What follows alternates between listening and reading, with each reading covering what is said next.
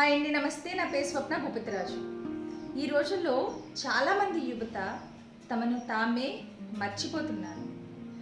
Social మీడియాలో likes కోసం, ఇతర అప్రూవల్ కోసం అసలైన తమను తాము మర్చిపోతున్నారు. నీవేంటో నీకు తెలుసా? అసలైన ఫ్రీడమ్ అంటే ఏంటో నీకు తెలుసా?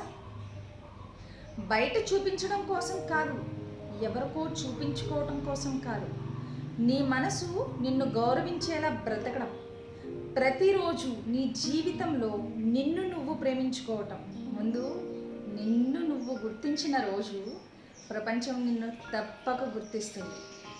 ఇప్పుడు నేను చెప్పిన మాట నీకు అర్థమయ్యి నీకు ఈ మాట వినిపిస్తే